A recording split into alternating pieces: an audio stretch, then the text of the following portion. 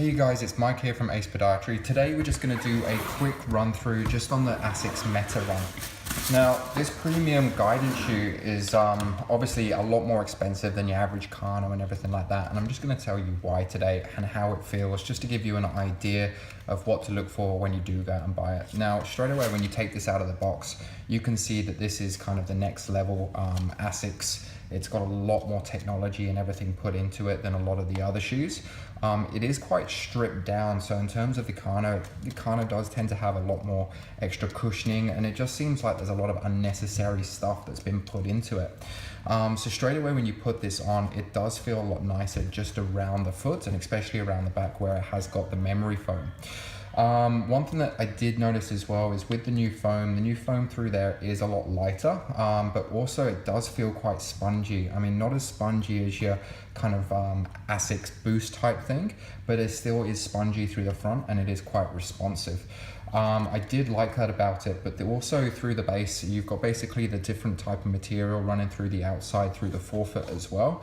It's the type of stuff they used to use through a lot of their like races and everything like that, just to create a little bit extra durability within the shoe at the same time, and they put that through the outside.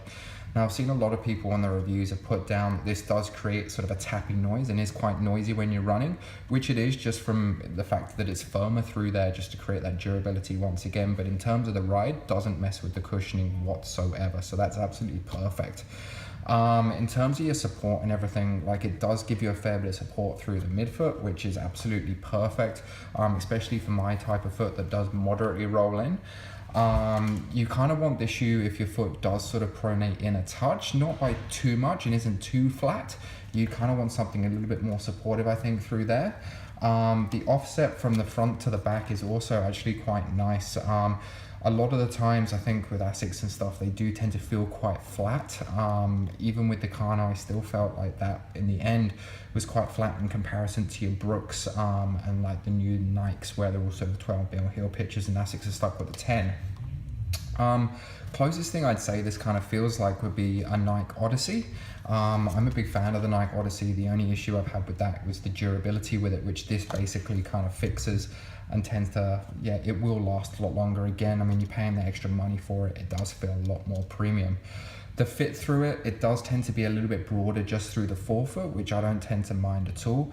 I found that a lot of the Kanos did tend to be a lot more narrow, especially as they did put the fluid fit through the fronts and everything like that. It kind of did tend to cause a little bit of numbness and a few little issues with that, with quite a few runners that I have seen as well.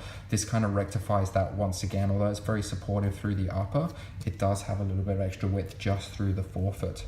I hope that helps out and gives you a bit of an insight. As I said, the best comparison to this I'd say is probably a Nike Odyssey, even though this hasn't got the extra forefoot like wedging through the front, but at the same time, in terms of your responsiveness and returns to your cushioning and everything like that, this tends to be about the closest thing. I hope that helps. All right, cheers.